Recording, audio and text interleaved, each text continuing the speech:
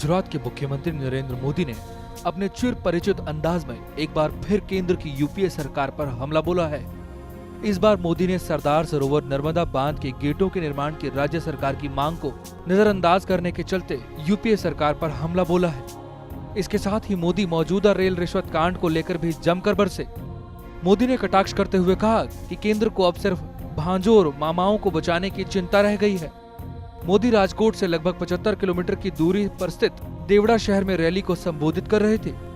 बांध मसले पर उन्होंने कहा कि मैंने पार्टी के वरिष्ठ नेता लालकृष्ण आडवाणी समेत कई नेताओं के साथ पीएम मनमोहन सिंह से करीब 25 बार सरदार सरोवर बांध पर गेट निर्माण के लिए आग्रह किया था, लेकिन सरकार ने इस ओर कोई ध्यान नहीं दिया।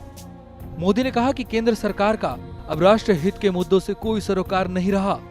रेल मंत्री पवन बंसल और उनके भांजे से जुड़े रेल रिश्वत कांड की ओर इशारा करते हुए मोदी ने कहा कि बांध पर गेटों का निर्माण होने से महाराष्ट्र के पानी के संकट का हल भी निकल जाता, लेकिन कांग्रेस अपने शासन वाले राज्यों के बारे में भी नहीं सोच रही। आखिर सोचे भी तो कैसे? उन्होंने कहा कि कांग्रेस को मामाओं और भांजों से अलग कुछ और सोचने की फुर्सत कहां है।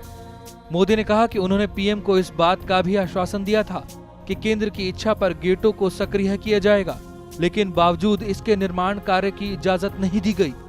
बहरहाल मोदी की मांग कहां तक जायज है, ये तो समय ही बताएगा।